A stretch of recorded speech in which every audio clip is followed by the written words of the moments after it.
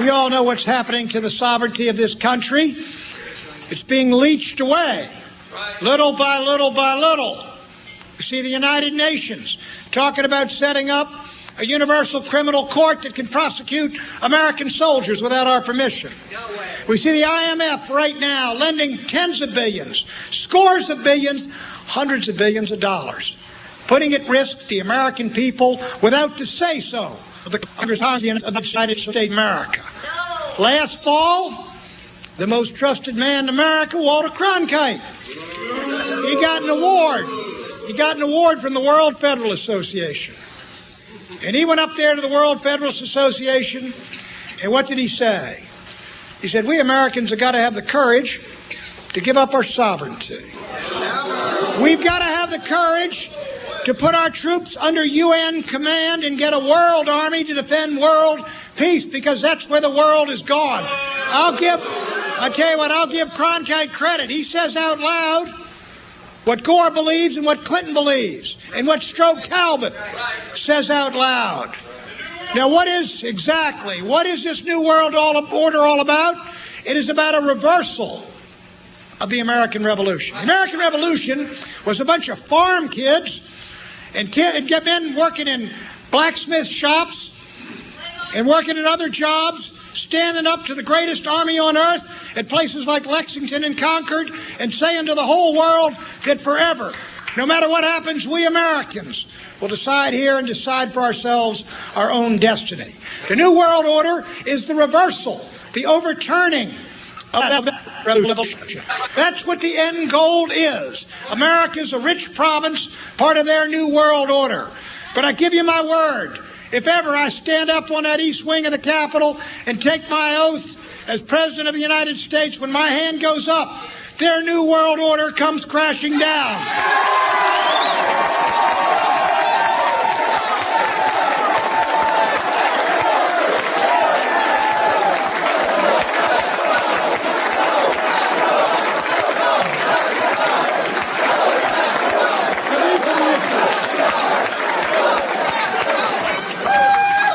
If we don't get into those debates, we don't get this nomination, we don't get out there this fall, that won't even be heard.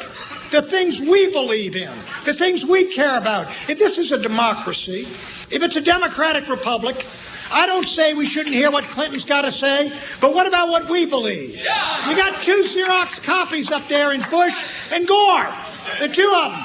Poll-tested mush. That's what they got. Poll-tested mush. That's all they got. You know, they got there.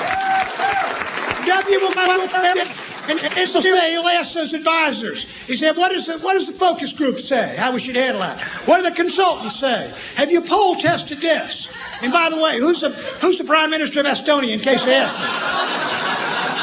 That's why they both sound alike at the end of the campaign. They got the same kind of pollsters, consultants, focus groups, all telling them both the same thing. And the Washington Post and New York Times saying, you can't talk about immigration, you can't talk about sovereignty, you can't talk about China because everybody's supposed to agree on that. What they don't understand is we don't agree. That's what's causing people to come from all over into this Reform Party.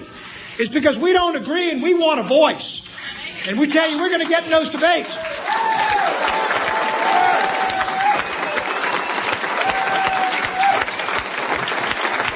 You know, they got that rinky-dink little presidential debate commission. It's chaired by one Democratic ex-chairman of the party, who's a lobbyist, and the other chairman is Frank Fahrenkopf, an old friend of mine, who used to be chairman of the Republican Party, and he now is $1 million a year lobbyist for the Nevada gambling industry. And those two guys, those two political hacks, are the ones telling us we can't be part of a national debate that decides the presidency of the United States. Well, I got news for them. Look, if they can have 6 people debate in Mexico, we can have 3 debate in the United States. You know? We got them all in Mexico.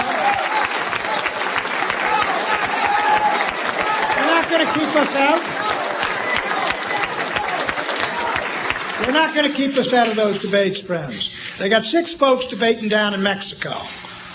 and they can't have three in the United States. You know, I'm going to call Ernesto Zedillo's the president of Mexico, and he doesn't like me. He said so many, many times, that I don't like Buchanan. But I tell you this, they got 6 people in the debate stand there. We're going to I'm going to call Zedillo and ask him if he'll send some observers up to make sure the Americans conduct a fair election this fall. We'll get some observers up here. Well, listen, I can see this lady looking at her clock and looking at me. I can see I'm running up on my 20-minute deadline here. We got 2. 2? Okay. Well, why don't we get the folks lining up to ask some questions here? How many minutes you going to give me for the questions? 20 for the questions? Okay. We'll get ready to do those questions. But listen, this is a wonderful turnout here. It is a terrific turnout. We've been going out here in California, around the country. They get larger and larger. John, Charles can both tell you. We get out to these places, the turnouts get larger and larger. The energy is building. We're going to build this to a crescendo. We're going to come out of there united out of Long Beach. We're going to have a united party in Long Beach. And then we're going to go all the way into those debates, all the way to November. We'll get up there. When I raise my hand to take that oath of office, as I told those folks in Ames, Iowa, I promise you, the first thing I do, I'll turn to Bill Clinton and say, I'm President, sir, and I'm the Chief Law Enforcement Officer. And you have a right to remain silent.